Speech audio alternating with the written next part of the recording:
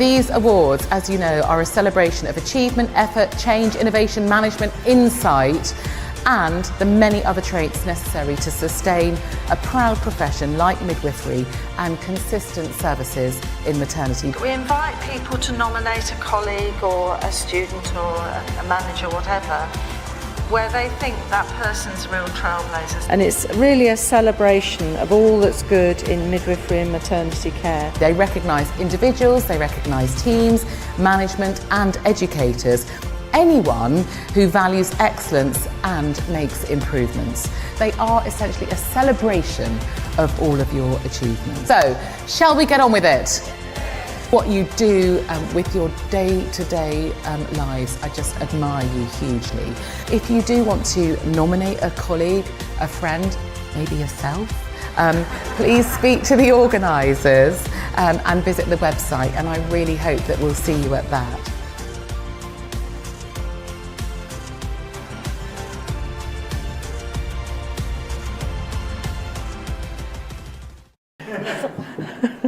Okay, now the first award is... What's Nothing, I don't know.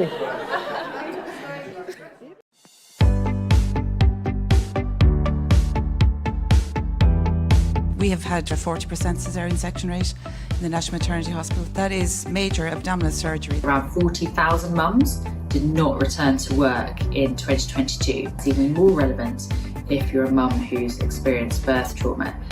We spend more money on litigation than we currently spend on the maternity services. It's bonkers. It's in all of our interests, and particularly the government, to improve maternity services. We can't achieve our mission unless we bring parents and professionals together. A revolution needs to happen. We need to start working together. I know it's a hard time, but for goodness sake, it's the best profession in the world. Be proud to be midwives, be proud of the job that we do, and continue to celebrate our successes.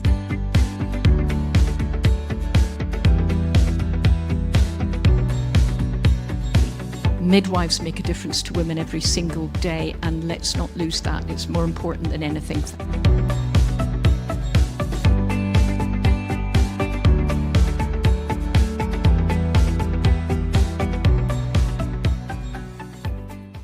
These awards, as you know, are a celebration of achievement, effort, change, innovation, management, insight, and the many other traits necessary to sustain a proud profession like midwifery and consistent services in maternity. We invite people to nominate a colleague or a student or a manager, whatever, where they think that person's real trailblazers. And it's really a celebration of all that's good in midwifery and maternity care. They recognise individuals, they recognise teams, management and educators.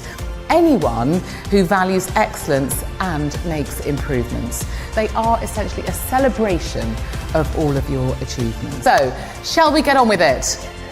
What you do with your day-to-day lives, I just admire you hugely. If you do want to nominate a colleague, a friend, maybe yourself, please speak to the organisers and visit the website, and I really hope that we'll see you at that.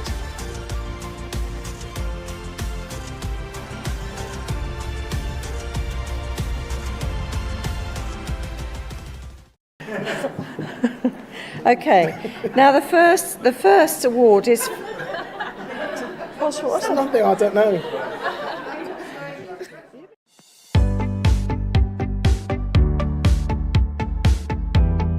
We have had a 40% caesarean section rate in the National Maternity Hospital. That is major abdominal surgery. Around 40,000 mums did not return to work in 2022. It's even more relevant if you're a mum who's experienced birth trauma. We spend more money on litigation than we currently spend on the maternity services. It's bonkers. It's in all of our interests, and particularly the government, to improve maternity services. We can't achieve our mission unless we bring parents and professionals together. A revolution needs to happen. We need to start working together. I know it's a hard time, but for goodness sake, it's the best profession in the world. Be proud to be midwives, be proud of the job that we do, and continue to celebrate our successes.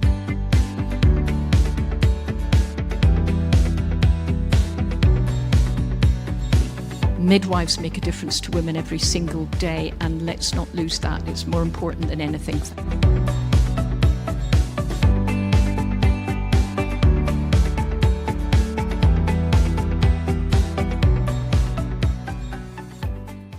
These awards, as you know, are a celebration of achievement, effort, change, innovation, management, insight, and the many other traits necessary to sustain a proud profession like midwifery and consistent services in maternity. We invite people to nominate a colleague or a student or a manager, whatever, where they think that person's real trailblazers. And it's really a celebration of all that's good in midwifery and maternity care. They recognise individuals, they recognise teams, management and educators.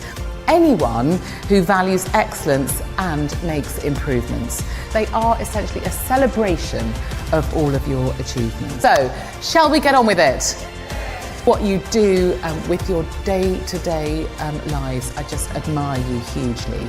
If you do want to nominate a colleague, a friend, maybe yourself, please speak to the organisers and visit the website, and I really hope that we'll see you at that.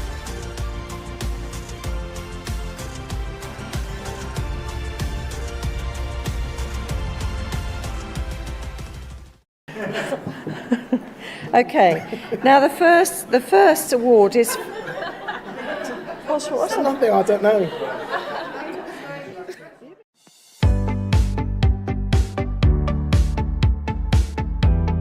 We have had a 40% caesarean section rate in the National Maternity Hospital. That is major abdominal surgery. Around 40,000 mums did not return to work in 2022. It's even more relevant if you're a mum who's experienced birth trauma.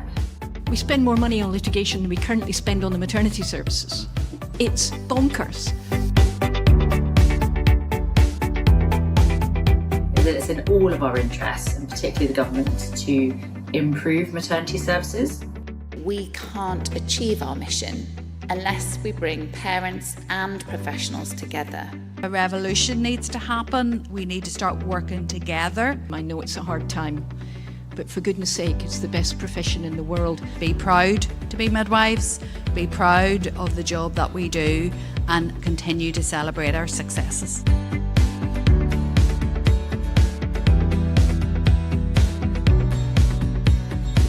Midwives make a difference to women every single day, and let's not lose that. It's more important than anything.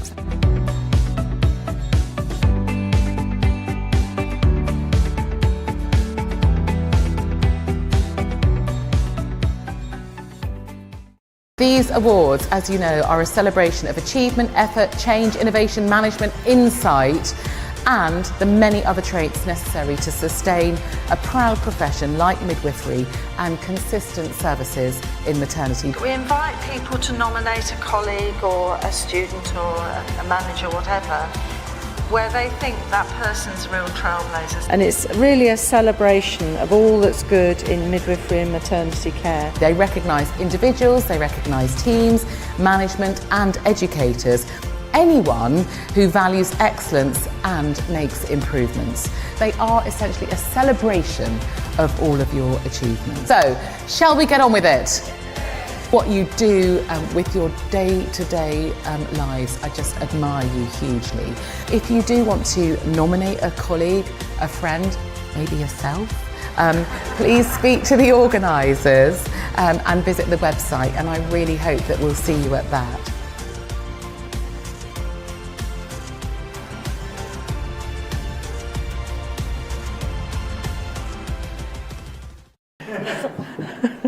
Okay, now the first award is... What's Nothing, I don't know.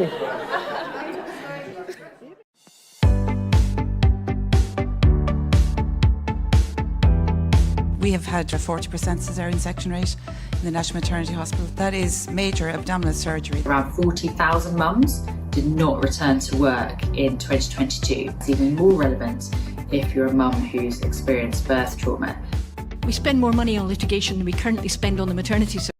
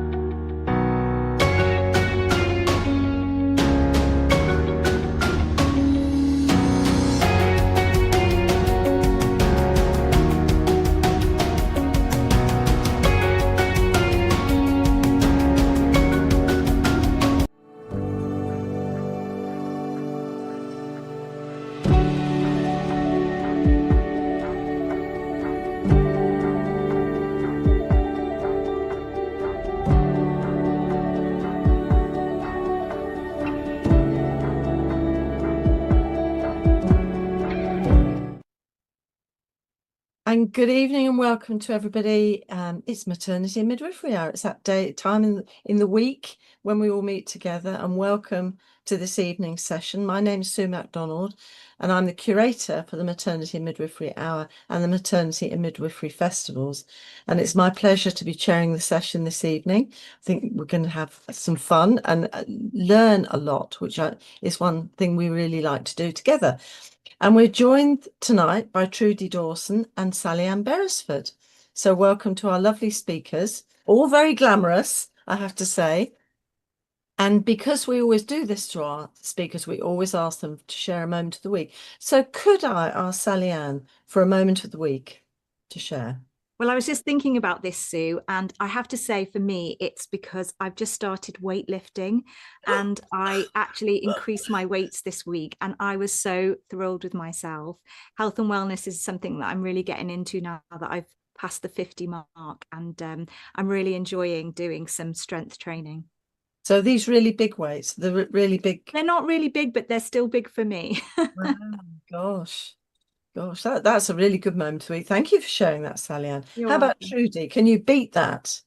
Well, I suppose you only gave us like 5 minutes to think of something and my brain froze because I was like, it's got to be really good. And I couldn't think of anything non-work related. So a real high for me this week was a very good friend of mine has just had a baby, and which is always interesting because I'm professional, but she's my friend. I'm also an infant feeding specialist, so I went to see her. Baby had the most extraordinary tongue tie I've ever seen. I've never seen something quite so. Anyway, she had a frenotomy, and the next day she sent me a video of this baby with a big wide latch. Oh, wonderful. Suck, swallow, suck, swallow. It was just, and because it was my friend, it felt really extra. So that was the first thing that popped into my head when you said that. It's sort of eclipsing everything else. Well, that's lovely because it's also, that if the baby has a problem latching initially, it could be a problem. So that's fantastic. Yeah. So that's a bit of personal and professional. Yes, exactly. Fabulous. Well, thank you very much. Now we're going to let our speakers have a little rest now.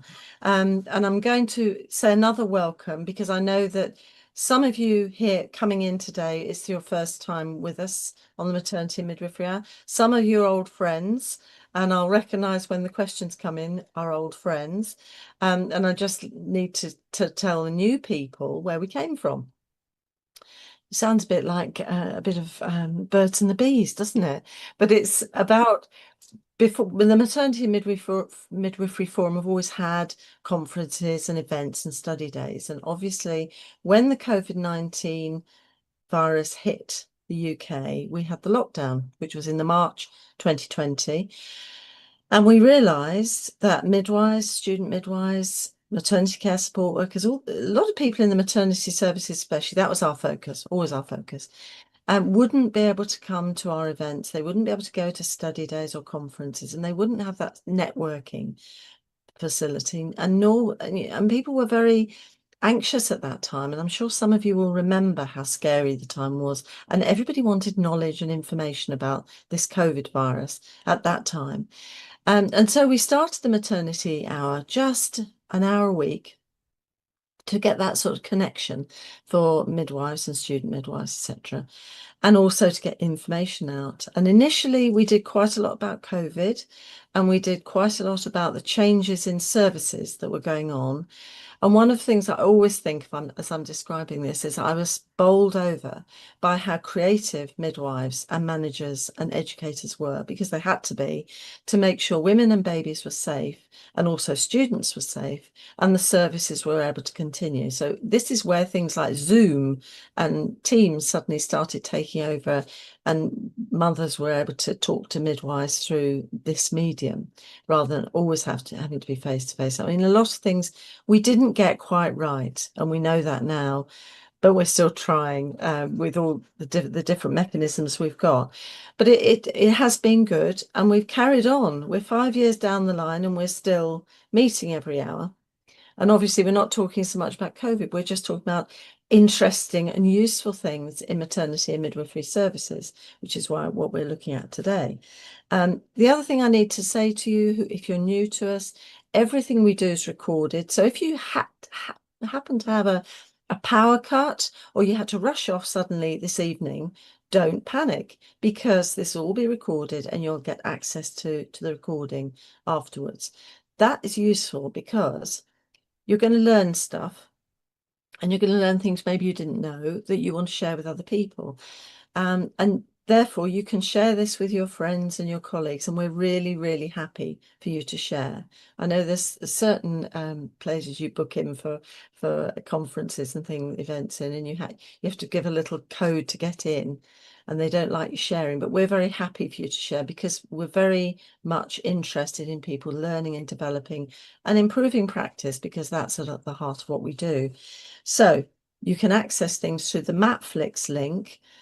And that's on that resources list that Paul is sharing online at the moment.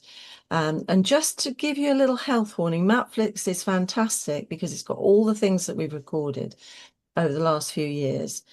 The health warning is once you start going into Matflix, say you're doing a project or a dissertation, once you start going in there, you will get addicted, because it's all full of lovely recordings of really important sessions and really interesting people, because that's why we choose people, because they're interesting and good. So it's that's a little bit of a health warning, because you can go in thinking, oh, I'll just have a check on this for half an hour, and then 2 hours later you're deeply into something and learning more things. So it's really good.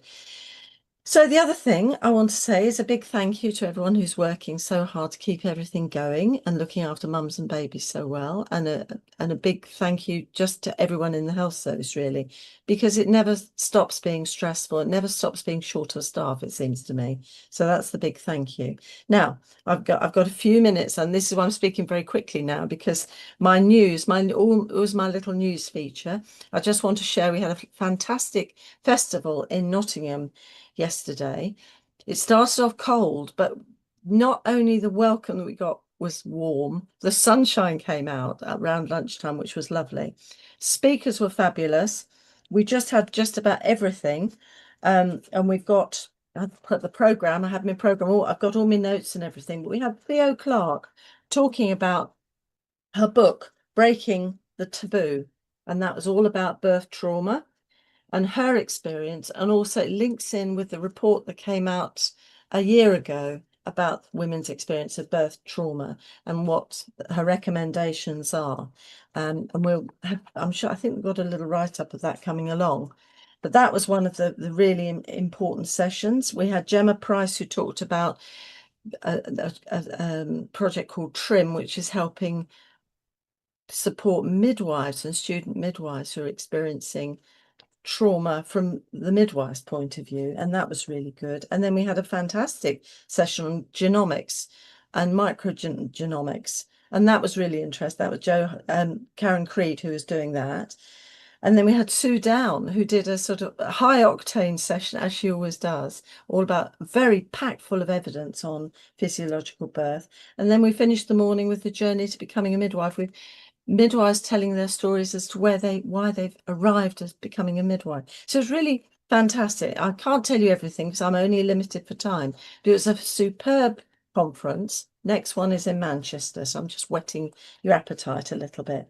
Now, the other things I need to mention is one of the things that really highlighted again over the last couple of weeks has been the crisis for student midwives at the end of their training, whether they get a job. We know we're short of midwives, but it seems as though there's not very many jobs around, which is weird. And I spoke to two lovely student midwives yesterday, and they were in a group of 25, and there's 5 jobs between them. And that really feels horrible as a midwife, to think of students not being able to get a job when they qualify. So there has been a Royal College of Midwives survey going around, which I think finished 2 o'clock today. I don't know if everybody input into that. I hope they did. But there's also a petition, and the petition address is on that resources sheet. So do think about that and support. We need to support our students. And I'm almost perfect for time, even though I'm speaking gallopy. Now we're going to be looking at the role of doulas in the maternity services. And I know this can be, for some students and some midwives, this is a contentious issue, or they don't know what doulas do. Who are these people called doulas? And we're so fortunate to have two lovely doulas this evening who are going to tell us what doulas do and the kind of parameters of their practice and how they can work with us. Well, not just can, they do work with us. So it's going to be really useful from this point of view. So I'm first of all going to be introducing, and I'm delighted to do so, Sally-Ann Beresford. Now, she's a doula. She's a multi-award winning author, antenatal educator, podcaster, mentor, and speaker. She's been supporting families in the Warwickshire, Worcester, and West Midlands area during antenatal and postnatal period for 23 years plus. And her extensive training has taken her across the world, and she's had the privilege to get to know thousands of women and their partners, both in and out of the birth room, which makes me smile hugely. That's lovely, Sally-Ann. Welcome, Sally-Ann. The screen is now yours. Welcome to this evening. Thank you. Thank you very much for coming. Thank you so much. All your knowledge and experience. I'm very excited to be here, and I really do appreciate this opportunity to come and talk about the role of a doula and why I became a doula. So I'm going to start off by telling you all that I am the mother of 4 children. I had 1 hospital birth and 3 home births with an independent midwife after the hospital birth wasn't the kind of birth that I would have desired, so I ended up giving birth at home for the remaining 3. And after the second birth, I was so empowered by that birth in 2000 that I set up a home birth support group from my home with my husband. And through that, decided to become a part of the Maternity Services Liaison Committee, which most of you will now know as Maternity Voices Partnership. But in those days, 25 years ago, it was called the Maternity Services Liaison Committee. And I became chair of that for about 15 years. I also worked with Barbara Kuipers. I don't know if any of you have ever heard of her. She was the local local midwifery supervising officer, something like that. And she helped to recruit supervisors of midwives, both local and national. And so I used to do a lot of work speaking for the LSA and also interviewing midwives with her as part of a panel. It was an amazing role, and I had such a great time sort of going around the country talking about the role of a doula. But as you all know, unfortunately, supervisors were scrapped, and that was lost to part of my role. Over the time, I became an antenatal and postpartum educator, and that really opened my eyes in a very different way to what I was able to teach couples antenatally, particularly because as a doula I had been witnessing births in the birth room, but I wasn't actually aware of the level of education they were receiving prior to their birth experiences. I spoke at universities and conferences, all different. So I spoke to a lot of student midwives in universities within the area. And because of my experience, when lockdown came, I decided to write a book. So from March 2020 to the October, when my book was published, the first one, which is called Labour of Love, The Ultimate Guide to Being a Birth Partner, it was very much aimed at the idea that the one person that was so underprepared in that birth experience was the birth partner. The woman seemed to know what she was doing, the midwives knew what they were doing, but the birth partner really floundered. And so I really wanted to invest my time in preparing a fantastic resource for them. And not only them, but maybe, it wasn't a man that was going into that space. Maybe it was a female partner. Maybe it was a mother, a sister, a cousin, a friend. And so I wrote a book that was aimed at anyone supporting a woman within her journey from pregnancy through into the birth experience and beyond. In 2022, I wrote my second book, which is called The Art of Giving Birth, 5 Key Physiological Principles, because over the last 20-something years of being a doula, I witness physiological birth all the time. And we've obviously changed the name. It used to be called normal birth or natural birth.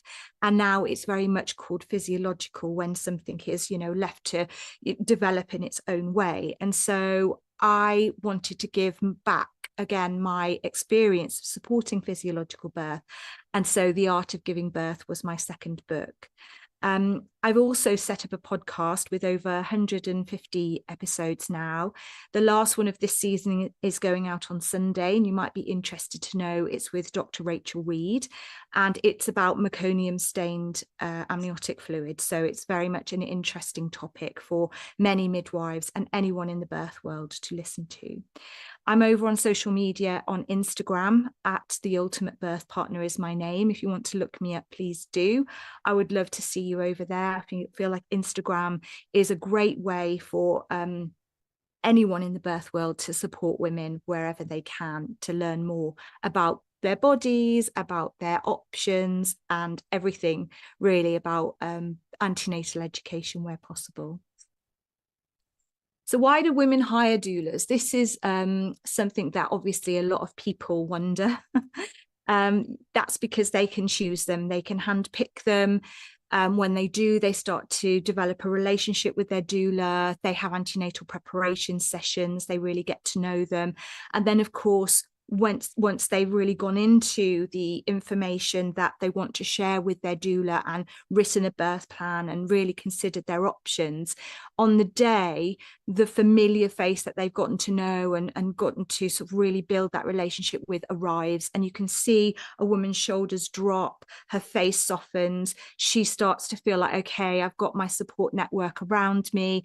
Her partner's got the ability to look across the room to the doula and see that the doula's calm and relaxed, so everything must be going well. And that continuous support goes on throughout the entire experience. We know from evidence that it increases mobility, having a doula, increases self-belief, decreases pain, anxiety, often leading to the decreased use of epidurals, shorter labour, higher satisfaction rates, very little need for extra interventions, better infant outcomes, fewer C-sections, and typically spontaneous vaginal birth, depending on what the woman wants, how she's been able to advocate for herself, and if everything has gone to plan. But we do also know that even if things don't go to plan, the women's satisfaction rates typically tend to be higher because they felt very well supported by the birth team that they have around them. We offer one-to-one personalised care. We have 24-hour availability. We are that familiar face, and we can offer continuity and reassurance. Again, the support for partners, knowing that they know you, they've spoken to you about their deepest fears, they've talked to you through the things that you are expecting from them or their partner expects from them. And we obviously, the vast majority, I would say, of most of our clients typically have high risk or are outside of guidance. These are the VBACers. They are women who are possibly have high BMI, but they want to use the birth centre. They are women who have had usually traumatic births in the past, and then they've got no family members close by, or in some cases, their partner can't actually be with them, which is another reason why hiring a professional birth doula to be with you can be a really good choice. Me, myself, I provide emotional support, as you can imagine, being able to really understand that woman, what she's told me. She might be an abuse survivor. She might have got problems within her own marriage. There may be all sorts of reasons that she's spoken to me as her doula and, given me access to information about what she needs in those moments, in those hours, in those days, in some cases of her birth.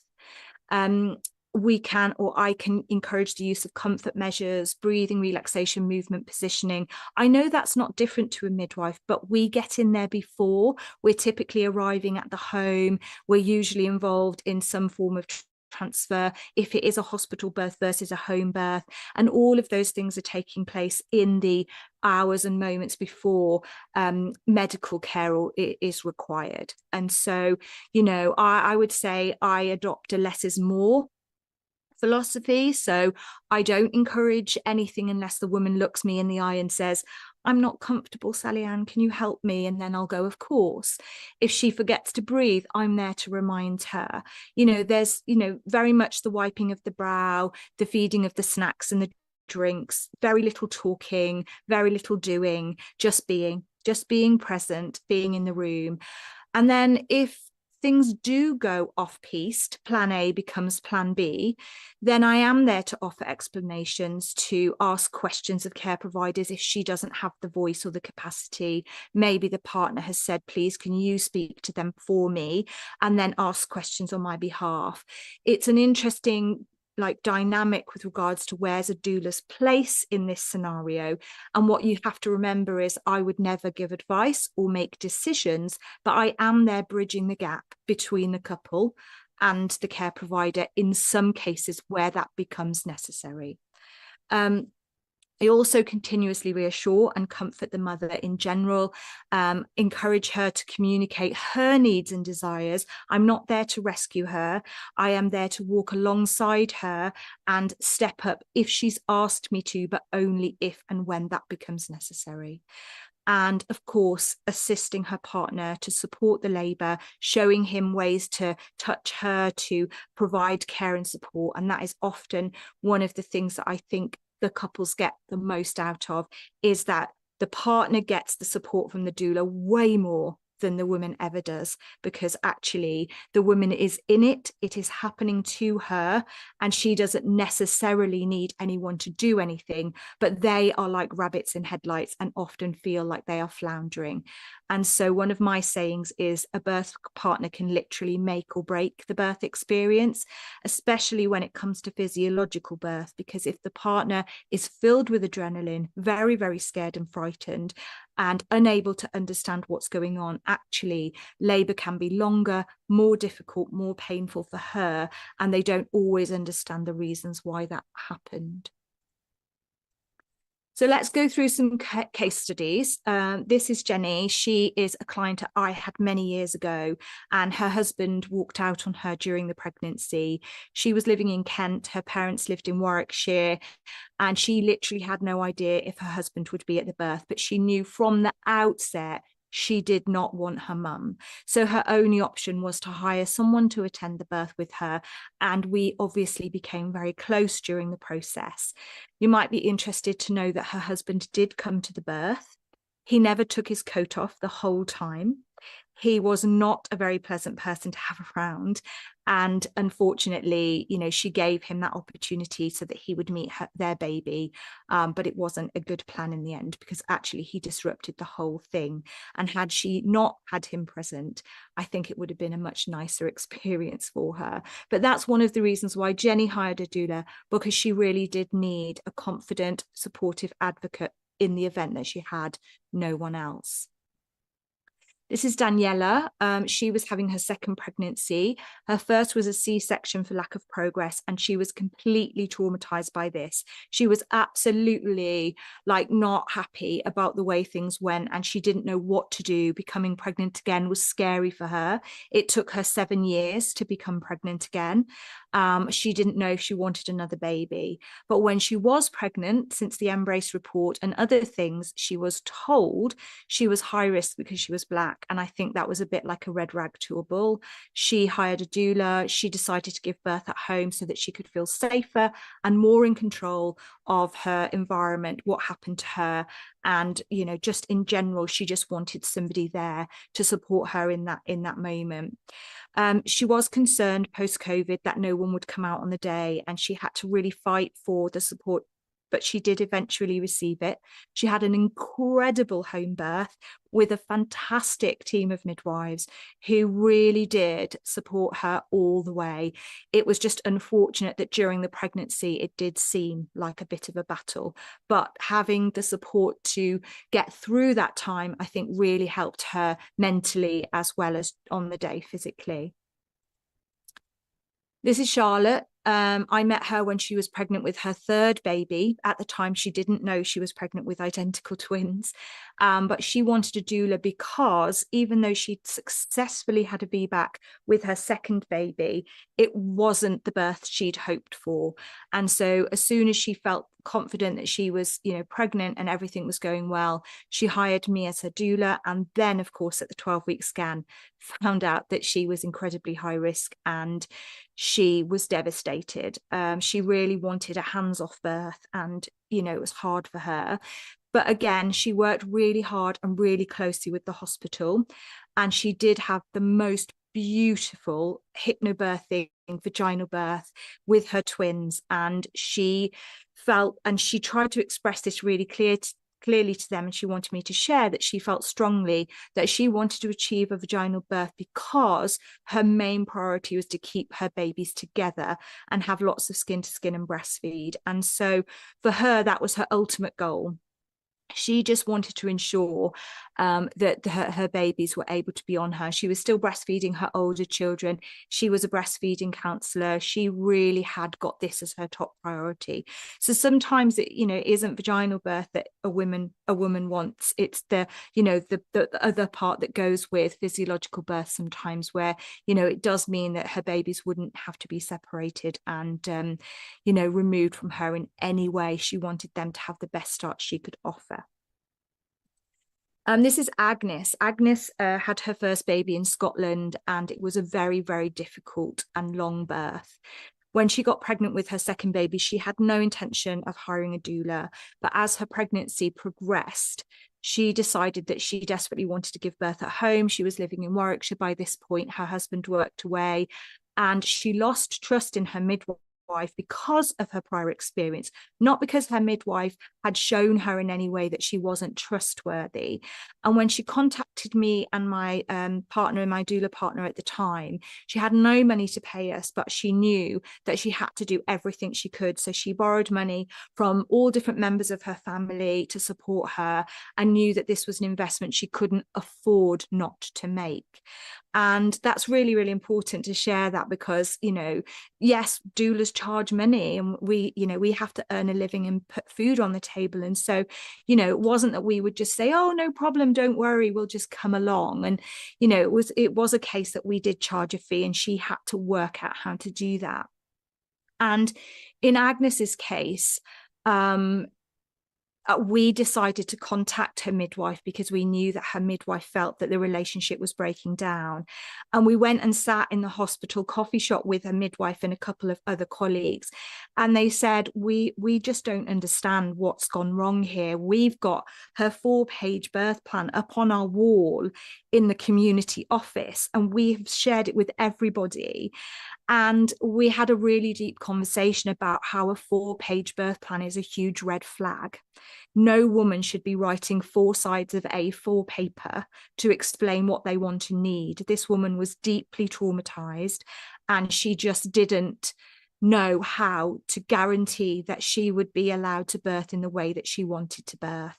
So from that point, from 38 weeks, we had constant contact with the midwives. We worked as a team to support her, and she had a phenomenal birth experience, and she wanted me to share this with you all. As the time of my second birth drew near, I experienced a lot of grief and anger concerning my previous birthing experience. The sense of powerless rage I had about it all was making me anxious about our planned home birth. I did not feel I could trust my midwives to support me in all the possible ways I might need to be supported, and the process could easily be hijacked and I would be whisked to hospital like the last time. So just a few weeks before our given due date, we contacted Sarah and Sally Ann.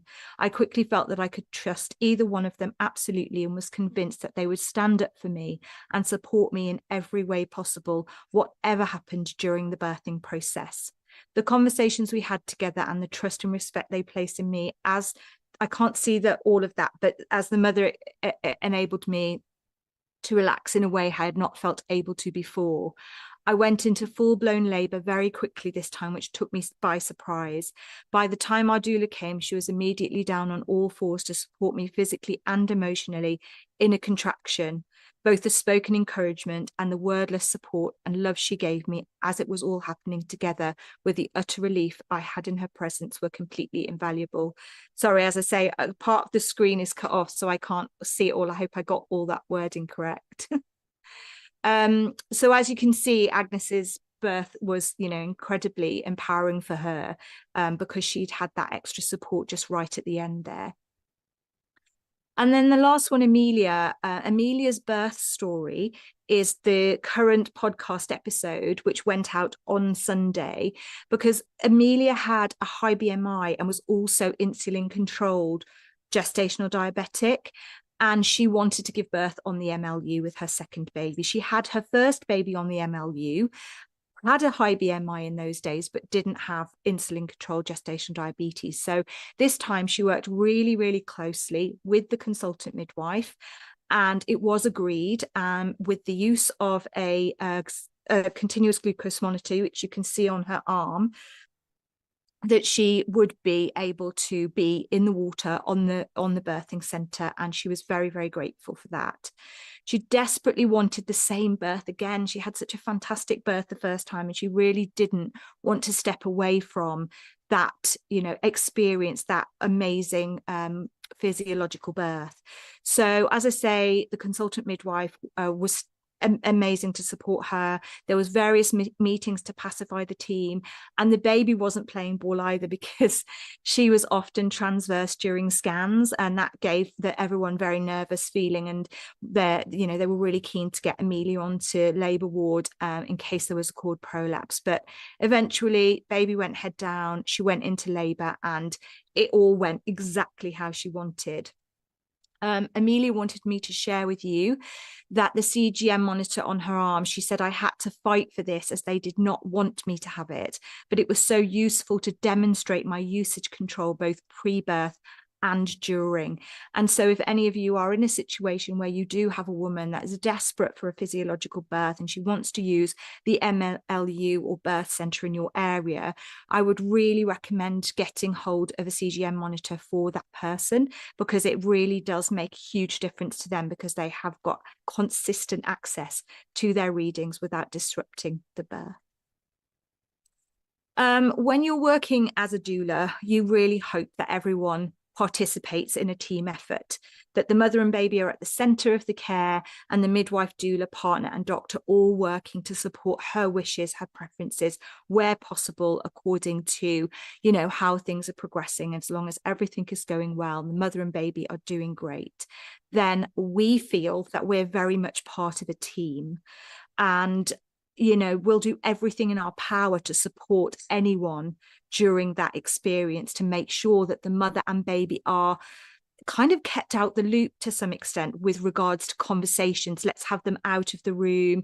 Let's talk about, things quietly in a way where we're not disrupting the process, because physiological birth is very sensitive. And as I say, the vast majority of my clients, that's their agenda. That's what they want.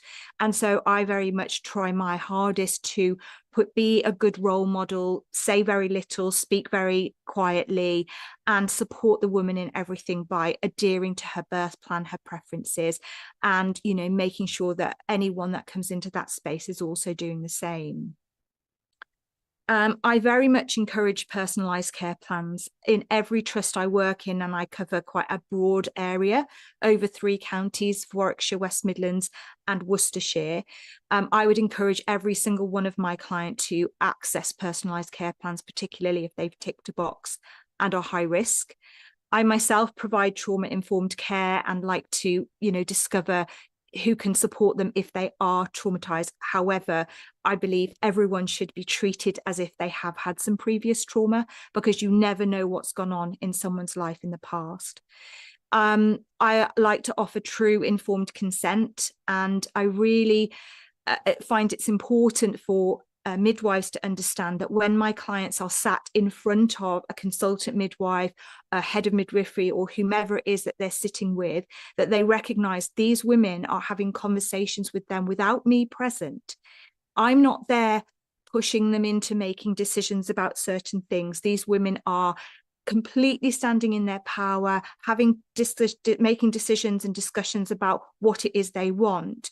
And so I don't want women to be infantilized by anyone assuming that I am manipulating her or giving her advice. So it's really important that I get my local midwives who support my clients to document these are the woman's preferences. They are coming out of her mouth. This is what she wants. She's told us specifically if she doesn't want vaginal examinations, if she doesn't want continuous monitoring, if she doesn't want to be on labour ward, even though she's got a high BMI and she's got gestational diabetes. It's important that these things are documented, that the doula is not the one giving advice. It's very much coming from the woman. And then on the day, we can trust her instincts and recognise that she has complete bodily autonomy. This is the name of my podcast, the Ultimate Birth Partner Podcast. I would love for you to have a listen. These are my books, The Art of Giving Birth, 5 Key Physiological Principles, and Labour of Love, The Ultimate Guide to Being a Birth Partner. You can follow me on Instagram at The Ultimate Birth Partner, and you can check out my website. And if you've got any questions, I will be looking forward to answering them. And I hope I haven't gone too far over. No, you're fine, Sally-Ann, absolutely fine. And we've already got some bright-eyed of our audience. We have a lovely audience, and they've already put in some questions, but we'll obviously have those to the end. So we'll introduce Trudy, who I'm also delighted to introduce, Trudy Dawson, who's the Director of Engagement at Doula UK, the non-profit organisation of doulas in the UK. She's been a doula since 2007 and has worked as a birth doula as well as a postnatal doula. Welcome, Trudy, and the screen is now yours. Oh, thank you. Sally-Ann, you are such a horribly tough act to follow. Why did I suggest you go first? Right, I'm gonna regretting my choices. Right, I'm gonna share my screen. I hope everyone can see that. So yes, my name's Trudy Dawson. So outside of Doula UK, I have been a doula for 18, 19 years now. I'm also an infant feeding specialist, an antenatal teacher, and a holistic sleep coach. Since I started my journey as a doula, I have been a member of Doula UK, and somehow I find myself now one of the directors. I've got a feeling everyone else took a giant step back, to be honest with you. It's a volunteer post, so I do it for love, as do most of the people in this photograph here. We've got there's 4 directors, and just here we've got one of our we have 2 paid for members of staff, that one of them that is there on the right, and our company secretary. This was the last time we were all together, but we are a too small team, although having said that, we do have roughly about 16 volunteers who run Doula UK. So I'm here today with my Doula UK hat on to try and share some information about what a Doula UK doula is. Sally-Ann has beautifully outlined what a doula does, what a doula can do, and how they support families. And so this is my bits about Doula UK specifically. So we have a vision, which I've got to be honest, I don't have this tattooed anywhere on my body, nor do I, if you ask me to recall anything these days, it's sketchy. But so I was looking at this today and I was like, yeah, wow, that sounds a bit corporatey. But actually, it's really important. When I was took my letter corporation speak hat off. So I just want to pull out a few things from this, which I think is really, really relevant to Doula UK and doulas. But we all know, first of all, that birth and the postnatal period is life-changing. So I love that that's in there. It really is, how you birth and how you mother can change your life for good or bad. It's pivotal. Doula UK is about skilled doulas. So essentially, anyone in this country can say they're a doula. It's unregulated. I don't know why anyone would launch themselves into being a doula without some kind of support and backup, because it's not a get rich quick scheme. That's for sure. It's often hugely inconvenient, detrimental to family life, and risky, because we're usually self-employed. So to be a doula, you've got to really want to be a doula. Like, no one's getting into this for lols. So Doula UK is about skilled doulas, really making sure, and I'll come on to that later, that all of our doulas have a set of skills, really good skills. We talk about in our vision the childbearing year, and I think that's really important, because doulas are not just people who show up at the birth. We don't just waltz in at the exciting bit. As Sally Ann said, we're often with families. Well, Sally Ann, you got booked at 8 weeks, and I love that story. How glorious to find out that sort of straightforward fourth birth was twins. And then quite often postnatal doulaing is a little bit underrepresented. So I think it's great that it's the childbearing year. We're there for a long time often. And of course, if our clients really love us, and they invariably do, we are back with them for the second and the third babies. So it's often the childbearing years for us, regardless of circumstance. So I'd really love to dispel that there is definitely an urban myth that we're just for sort of wealthy families, and that's just not true. And actually, I would argue that in terms of wealth, also, just because somebody lives in a big house doesn't mean that they have financial freedom. But we work really hard to make sure that we have ways to make it really easy for our doulas to support minority ethnic groups, disadvantaged people. We have an access fund, so a certain proportion of membership funds goes towards what we call our access fund. It's a bit of a struggle to keep it going, I'll be honest, but we offer, via Doula UK, we offer free birth and postnatal support to families that just wouldn't otherwise be able to access that. The other word that I picked out, which Sally Ann mentioned, and it's really important for us as doulas to get this out there, that we advocate. So obviously the definition of advocate is putting somebody's case forward for them. That is not making decisions for them or convincing them or talking them into something. Literally, it's being a mouthpiece. And that's just so important for anyone who's thinking about being a doula, hiring a doula, or comes across a doula in their daily lives. We're advocates. That's really, really important. Oh my gosh, just some stats. We're roughly about 700 members. We're Doula UK. We've divided. We're obviously throughout the whole of UK, but we divide ourselves into areas so that we can support in smaller communities. So there's some really good face-to-face between doulas. Mentioned the access fund. I want to talk a little bit about our course providers. So essentially, I mentioned that anyone can be a doula in the UK. To be a Doula UK doula, however, you must take one of our approved courses. There is an access route, but I won't bore you with that because it's kind of it's a tiny detail, but you're very welcome to ask me about it. So to become a Doula UK doula, you must do one of our approved courses.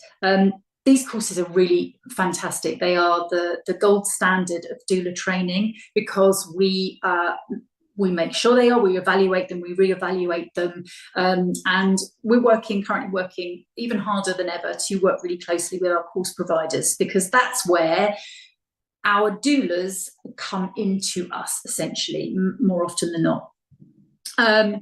When you become a Doula UK doula and you have done a approved training course, you must then agree to do two things. The first is to be mentored for a period of time. So we have some really experienced doulas who are our mentors. There is 58 of those. The mentoring is I guess it's like doulaing a doula a little bit. We're not there to convince and decide, but it's a hand holding, as Sally Ann said, it's walking alongside. So that's the mentoring process that can take a while, and it's pretty stringent. When you have gone through the mentoring process, which I'm a mentor myself, the doulas really enjoy that process. They get a lot out of it, as do the mentors. Then you become a recognised doula, and so that's how you get to be a doula UK doula. You have to work pretty hard. I think it's worth it, but work pretty hard to become a doula UK doula. And that's important for anyone coming in to be a doula with us, or hiring a doula or encountering a doula to know. So in terms of membership benefits for our members, why would you jump through all those hoops when you can just be a doula? So we have a really amazing Find a Doula page that obviously it's I don't understand SEO and tech things, but it's got the most traffic, so it's visited by many parents who are looking for a doula, so it's a great place to advertise. We offer a community. I've mentioned the reps. Obviously you are with 699-ish other members that you can call on at any time. We have an annual conference. We've got a doula support network. So I mentioned being a doula is not for lols, although it's in my opinion, it's the best job in the world. It does come with the need for support. I'm sure any group can understand that.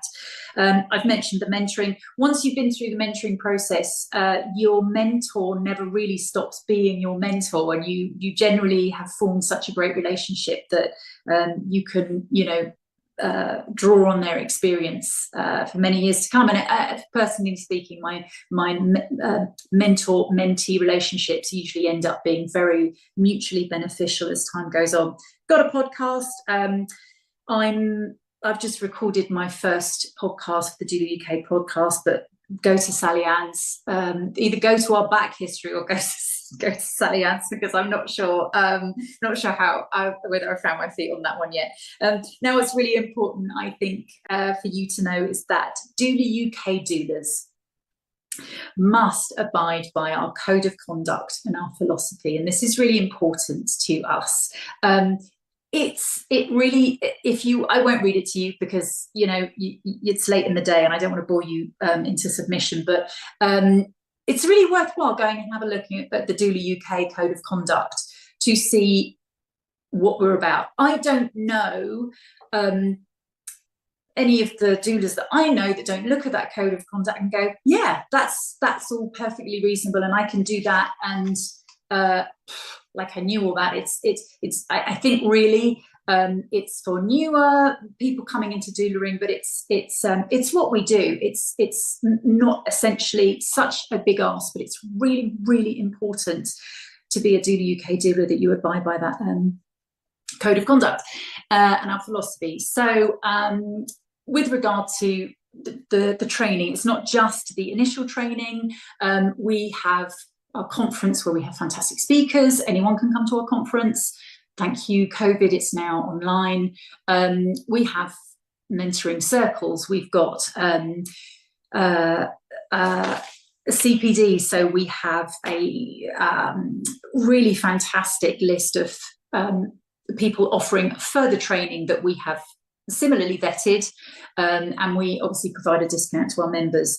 So there's, I think our training and our ongoing training really is so fantastic, so valuable at keeping our doulas learning and being curious and adding more skills.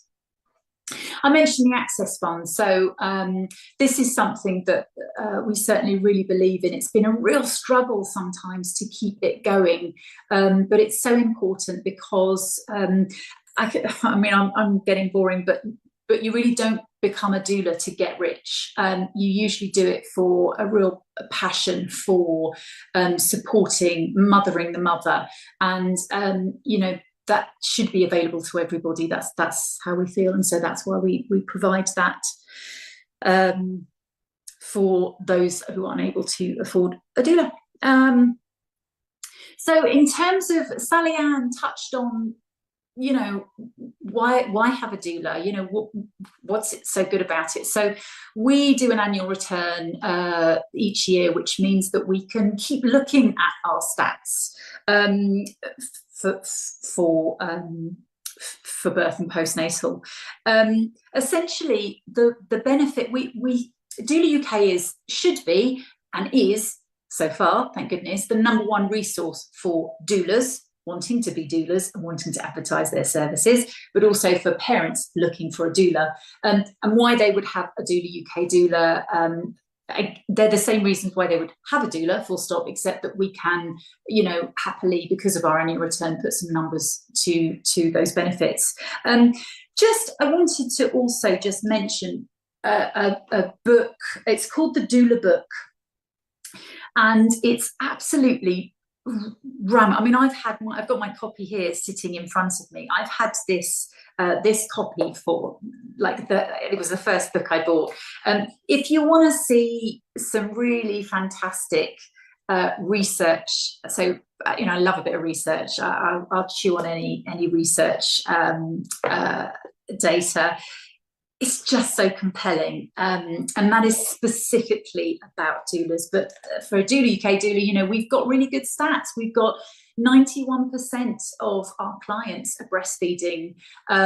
When you look at the number of home births, consultant-led births, and birth units, 2/3 of our births are at home or in the maternity-led unit. Now, that's not anyone saying that to achieve a good or a positive birth, you have to do it at home.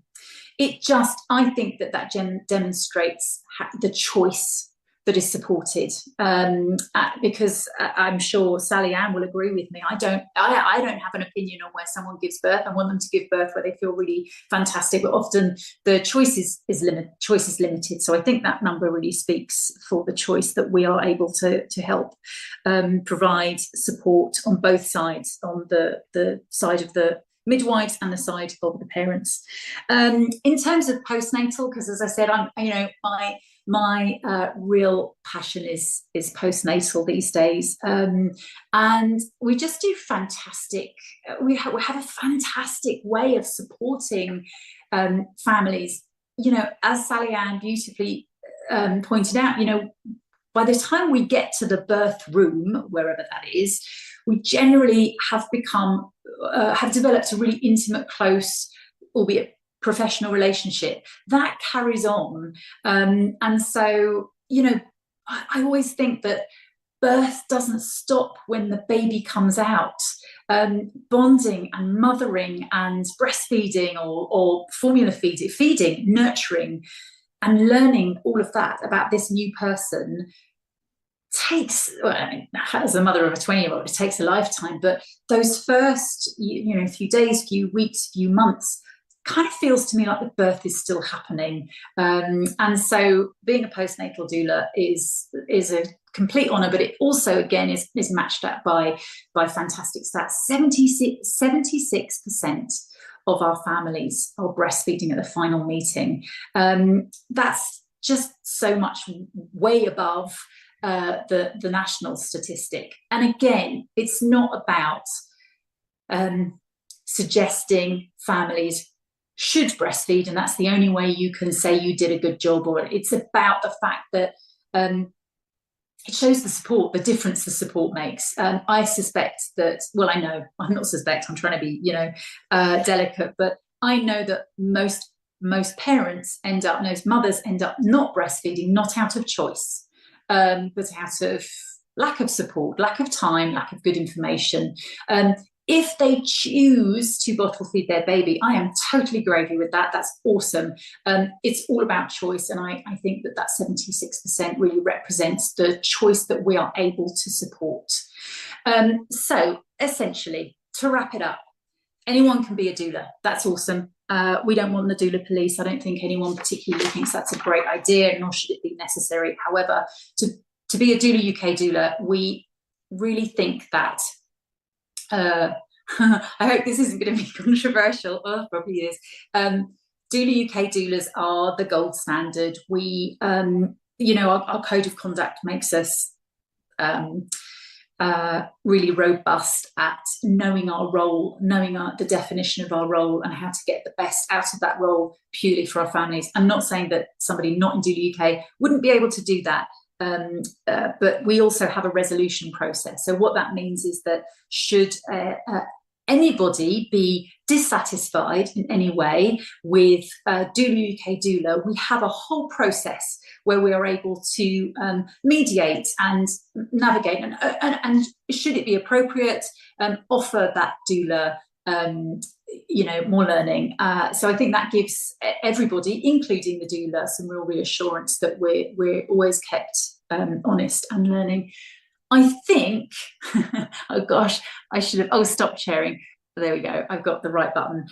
So I think that kind of wraps it up for me in terms of Doula UK, but I really hope we get a ton of questions, because I'm sure I didn't that I should have. Well, I don't know about a ton of questions. We do have some questions coming through. Not quite a ton. So thank you so much, Trudy, and thank you again, Sally Ann, because I think that's given a very good framework about what doulas are doing and how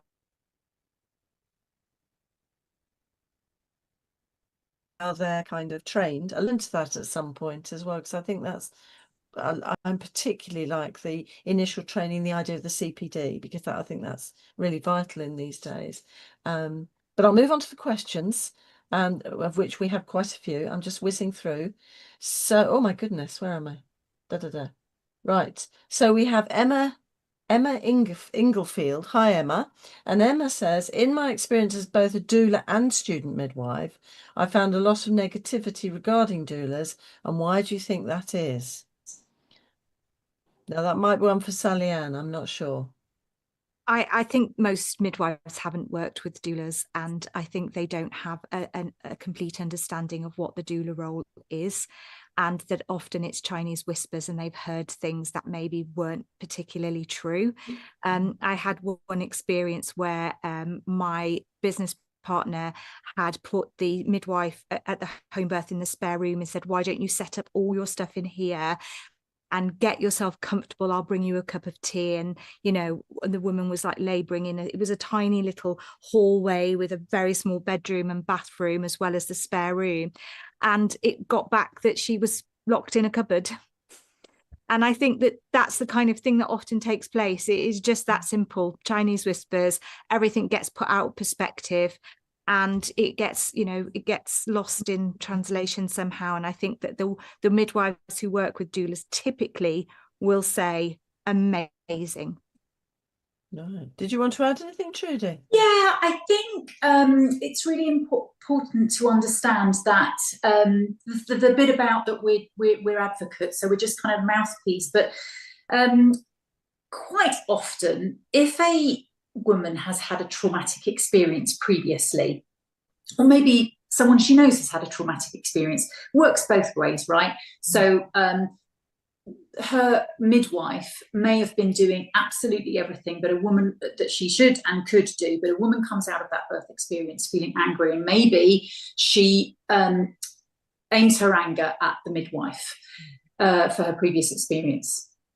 And then when she comes to give birth again, she's treating the next midwife for the crimes of the first, if you see what I mean. And so she might say to the doula, I feel really strongly that I want to labour in this room by myself for a bit. Can you tell the midwife that? So we've got a multifaceted trauma situation going on here. So there's a previous trauma in the room, and then I have to go and explain that previous trauma to the current midwife, who is being essentially blamed for some previous situation, which may not even be the midwife's fault, and she can only direct her anger at me. So sometimes it's a very tricky situation, and I just think it's really important that you understand. I see that from the midwife's point of view, that must be really, really hard. And it's really hard for me as well, because I'm trying to navigate all of that. So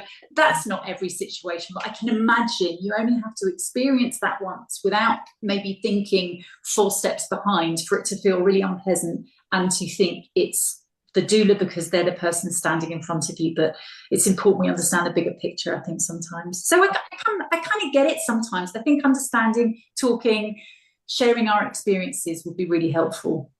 I think Sally Ann had one of the case studies described it very well of sitting down together and showing the woman that you're working as a team rather than, she's the baddie, I'm the goodie. Yes. I think that we can get into that as humans, can't we? Everyone wants to be the goodie. Nobody wants to be the baddie. Yeah. And sometimes it can get like that. And I think you're absolutely right with previous trauma, that things get a bit muddled for the women, and for the practitioners themselves. No, that's fantastic. Thank you so much for that. I'm going to move now to the next one, which is, this is a good one.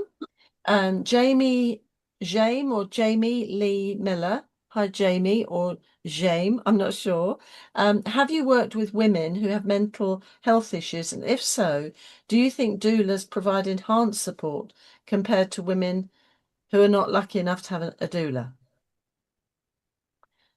Yes, I mean, mental health is on the rise, mental health issues, autistic women, women with ADHD, like it's just going like this, isn't it, at the end of the day? And again, that's one of the things that we as doulas need to upskill and work on: the trauma-informed care courses, the courses working with neurodivergent women with health issues, mental health issues. At the end of the day, it's unavoidable, and we do all we can to support them. And I know that there's other people offering care in a different capacity to me. I'm obviously a private doula who works with women in a paid for capacity, but there are many organizations that are providing free doula support, that are supporting women who do have much more difficult stories, situations than often the clients that I work with. But yes, absolutely. I would also add, I think, that my role would not necessarily change. My role is to support and advocate for the person having the baby, and whether they're neurodiverse, have mental health issues, whether they're, white, black, straight, in a big house, in a small house. I think birth is a fantastic leveler, and I don't think my job changes really. It's always with the same intention, and my flavour of tea and the amount of time I'm awake change, but my intention doesn't. So I would hope that the answer is yes, but that the doula would enhance any person giving birth, regardless of their state. I hope that answers that question. I mean, we might have somebody who's attending tonight or knows about this, because I know there have been projects where there's been particular focus for disadvantaged groups using doulas as support. Certainly not just in the UK, but elsewhere in the world. So we might have to get some more references for you, Jane. Yes, we can do. We'll see what we can do. Now I'm moving quickly because you're very busy with all your questions. Now, Laura, and this is a good question, a little bit controversial, I think. If the client wants only the doula as a birth partner and wants the midwife to come in the house only after the baby's born, what would you recommend? Thank you. She says, thank you, says Laura. And I'll say, thank you, Laura. Okay, cat among pigeons time. Well, I think that, sorry, you want to go first, Trudy? Well, I was going to say that honestly, nothing changes for me from my point of view, in that I am just the mouthpiece.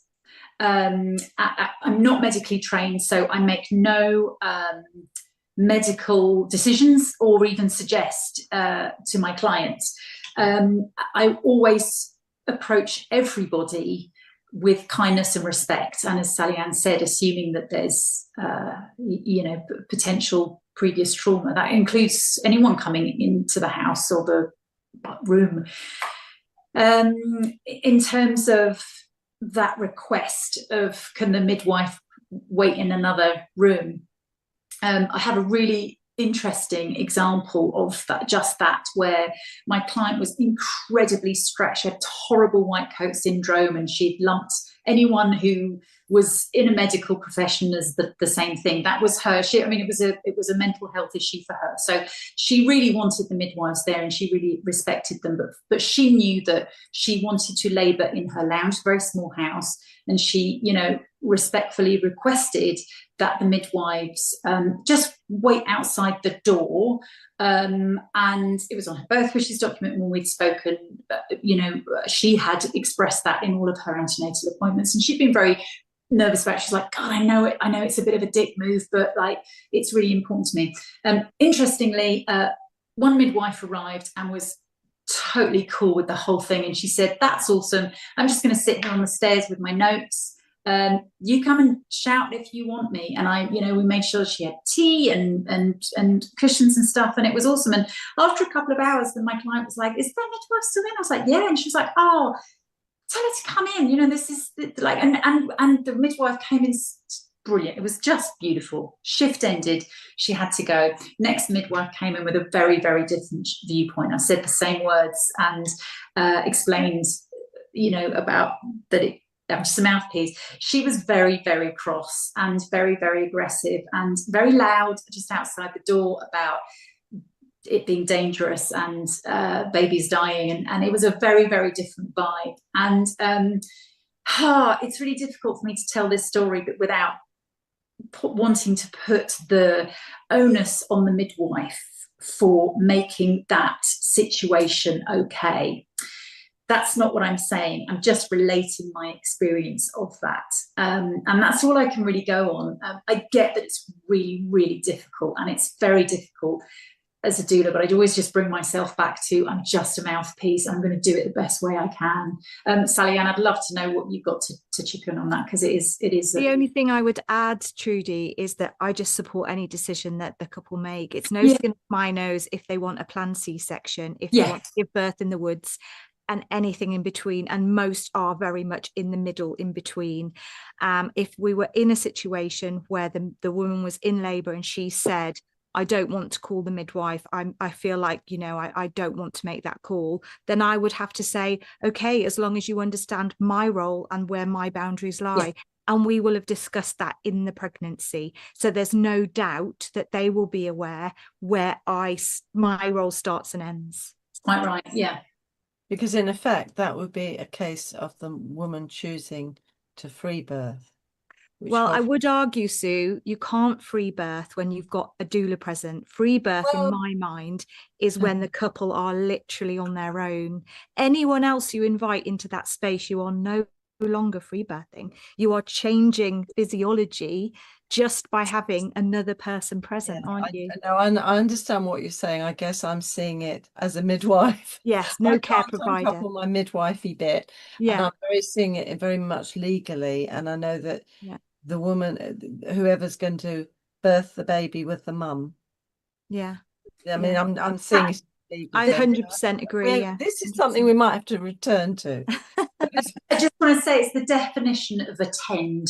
So we're very, very clear that we are not medically trained, and that we are very, very clear that we are not midwife replacements. That's so. I understand. I think you expressed that really well. And but I think it's just the other side of the door.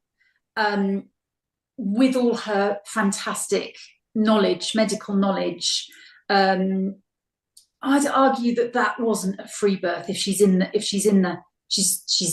the house and she's ready to, but let's we definitely return to this one. Okay, super. The whole thing about being able to assess the woman's well-being and and as I just think the woman has to take. You're taking some of my tools away. I would hope that we could work it out anyway. I don't think I'd shout outside the door. I think it was it just showed the difference of. It is a big, because, and I understand that, because as a midwife, as this, even the question came, I'm thinking this is going to be there's going to be different viewpoints from where you're sitting, whether you're a mum who's thinking about it. doula and whether you're a midwife, or whether you've had a bad experience as a midwife where you haven't been able to attend or provide care. But it's an interesting one, and thank you so much for the question, Laura. That's got us going and all thinking about it. So thank you for that. Now, Fazer asked what type of training did you have to become a doula, which I think Trudy did very well. Fazer, if you have any more queries, actually the best thing to go is to your website, isn't it? Yes, yeah. Look, and that will then springboard you to our approved course providers. Obviously they're also independent, but yeah, just go have a look and you'll be able to see, and I know that any one of our course providers would be happy to discuss. Fabulous. You might get an email from Fazer. Thank you, Fazer, for that. And we've got now Fazer's asking 2 questions. Now our audience are very saucy and sometimes ask more than one question, and she wants to know, how much does it cost to hire a doula in the UK? Now, I don't know where you're from, Fazer, whether you're from the UK, but I mean, it really varies, because I've got doulas in my area that charge less than 1,000 and I'm nearly 3,000. So yeah. I think it really does vary as to, you know, who you are, what you feel like you want to charge, and where you're at in your journey. So you might be only recently trained and thinking, oh, I feel a bit like I'm not prepared to charge a high amount. And then, you know, it's very different depending on where you are.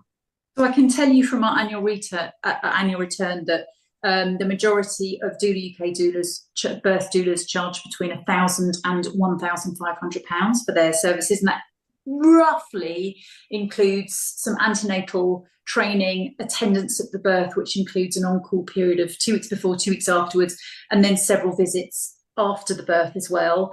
Our Doula UK postnatal doulas charge between £20 and £25 per hour. Sally Ann, I charge 30. So again, it depends where in the country you are. Obviously, if you're in the thick of it in London, you're going to be able to charge more because everything's more expensive, you know, cost of living, and again, where you are on your journey. So that's the stats we've got. But Sally Ann's right; it's very. So that, I mean, it's really done as a potential package of care, not just one-off. Can be. I mean, what's wonderful in terms of self-employment is that we can. As long as we're within Doula UK doulas, as long as they're within the code of conduct and our philosophies and our guidelines, then you can make your business your own. So you can offer a whole package, and including that what you will. Some doulas include meals in that, meal preparation. And cooks. Sorry, are you good cooks? We get to be good cooks. I tell you, I wasn't when I started. And then I break it down. So some doulas now offer virtual support, just the antenatal training, just so it's very flexible as a career. Because actually that's really interesting, because you said mothering the mother, and I've just thought of the doula as being the mother of the mother. And that's really, for me, the nurturing and nourishing the mum and the feeding. So I wasn't being flippant, actually. Yeah, it's really important, isn't it? I explain to people that the best part about my job, most people assume I love babies and I love cuddling babies, and that's awesome. Obviously, who doesn't love a squidgy new baby? But I would really love is helping the mothers, that and whatever that looks like. That really is what we're doing, and we call it mothering the mother. So you've spot on, yeah. No, you said it first. Oh, did I? Oh, good. That's something. Okay, now we've got Patience Jumper who's saying, Trudy, do you have a registered bilingual doula with Doula UK? We have. Thank you, Patience. Good question again. Yeah, we have such an awesome wealth of doulas with additional skills. We somewhere, not in my menopausal brain, but on an actual piece of paper, so I can't keep it in there, but I had a list of all of the languages that our Doula UK doulas speak, and I go like this because it was really long. So yeah, we have many bi and trilingual. We also have doulas that specialise in a particular culture. So if somebody is not from the UK and they want to observe, I think particularly sometimes Asian practices, Chinese practices, we've also got doulas that can say, hey, I know exactly what your cultural celebrations are around birth, I can help support. So, man, it is such a brilliant place to learn about other types of birth. And yeah, you start looking at the languages and then you find that there's just such a glorious soup of knowledge. It's really fantastic. Sally Ann, I think you should write another book. Probably should. I think she's probably got something in her mind at the moment. I do. Thank you for that. Now, Dion Augustin says, who's the author of the doula book? Oh, I don't know if you put that in the... It's Klaus, Kennel and Klaus, and I've it's based on a really robust and massive piece of research, and I think the book Klaus is basically we know Klaus and Kennel, exactly. So it's bonding people, and then it's kind of like a meta-analysis of all of their research and lots of other research, but it's not as dry as I've made it sound. It's no, it's not. No, Klaus and Kennel. No. Exactly. And it's oh God, I love this book. Everybody can see that you love the book because it's flicked through and it's got it's so flipped through. That's just the sort of book you should have. What I found today was a picture of me and at a C-section about 18 years ago. So that fell out of the book and I was like, wow. So yeah. That's fantastic. Now I know we're running out of around time for now because we've run over. And then Faisa's got another third question. I think, Faisa, you're going to have to contact Trudy because Faisa wants to know, she's a midwife and interested in becoming a doula trainer. So I think, Faisa, you've had 3 questions and that's fabulous. I like your style, Faisa. Email Trudy, and I've put both websites, both Sally Ann's and Trudy's websites there with the contact details. So do get in touch because Trudy will be waiting for your email. And then we have Lara. Oh, now Lara's no, this is a big question about doula versus birth keeper, birth workers, birth companion. I personally feel there is some negative historical context of where the word doula originates from. I think that's quite a big question. Lara, can we please have you back, Trudy and Sally Ann? Because absolutely. Time, and I know that some of our audience will have to be going, so I would like to. I'm formally inviting them to come again. Formally, and I hope they're happy because this has been really exciting and interesting. I love the case studies. And I love the birth of the doula book. That's from a little way back for me. So that was really nice to see that. And thank you so much for spending some time with us just to open up our eyes to the bigger world of the doula. And that hopefully the midwives who are watching, the student midwives who are watching will understand the role of the doula better so we can work together better, because that's really important, because at the heart of it, and Trudy clearly did that, and Sally Ann, the mother and baby are right at the centre of everything we do, and that's our priority, not how we feel or how our sort of identities or our personal wishes are. So thank you so much for coming. I'm going to say thank you to Angela, who's recording all this so that you can re-look at this.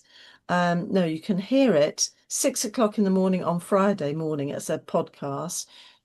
By next Tuesday, it'll come out as a whole package. So you'll be able to watch and share with your colleagues and have a discussion about this, because there were some really good issues that we've looked at. And we are going to return to this, I can promise you.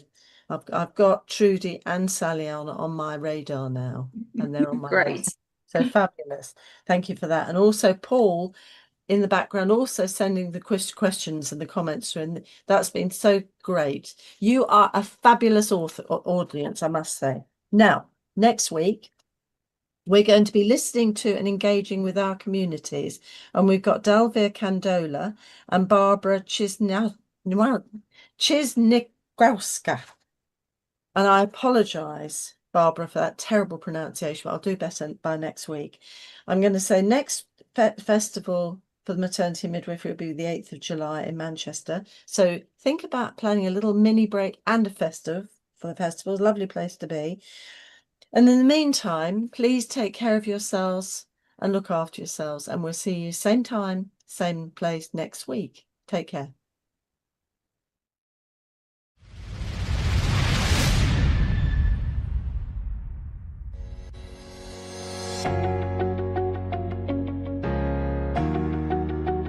Welcome to Matflix, video streaming from maternity experts. My name is Dr. Jenny Hall. I am the box set's curator at Matflix, a fellow of the Royal College of Midwives and a former editor of The Practicing Midwife. At Matflix, we bring together videos of talks from top maternity experts into box sets to support your continued professional development, study and revalidation. It is a perfect study accompaniment for midwives, maternity professionals, midwifery students and anyone thinking about a career in the maternity services. My job is bringing together the latest thinking area by area so you do not have to. Not only do you get the video of brilliant talks and relevant content in thematic box sets, you also get access to the audio version so you can listen on the commute or while you walk the dog. Plus links to the latest research in the relevant field, government policy documents, the presenter's PowerPoint and more besides. Sign up to Matflix now for the best video streaming from maternity experts.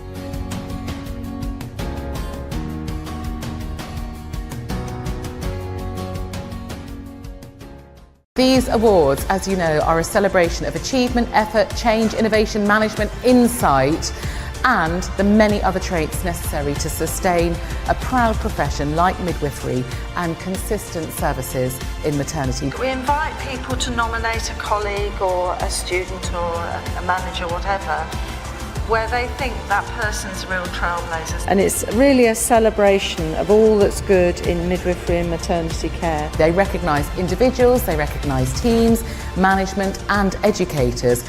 Anyone who values excellence and makes improvements. They are essentially a celebration of all of your achievements. So, shall we get on with it? What you do with your day-to-day lives, I just admire you hugely.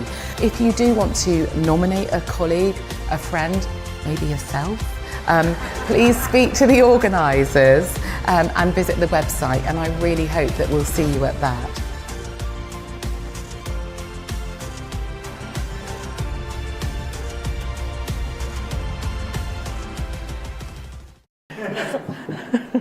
Okay, now the first award is what's Nothing, I don't know.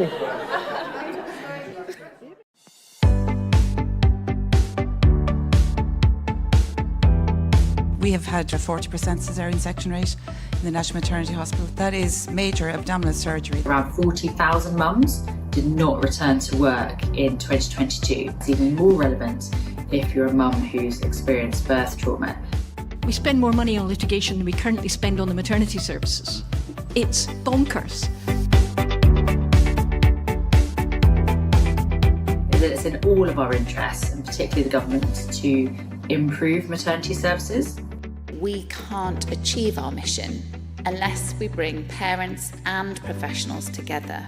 A revolution needs to happen. We need to start working together. I know it's a hard time, but for goodness sake, it's the best profession in the world. Be proud to be midwives, be proud of the job that we do and continue to celebrate our successes.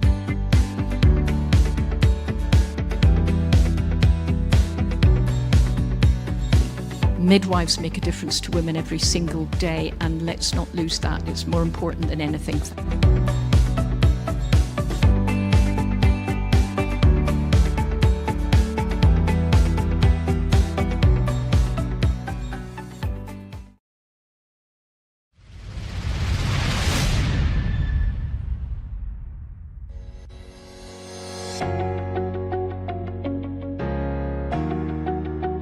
Welcome to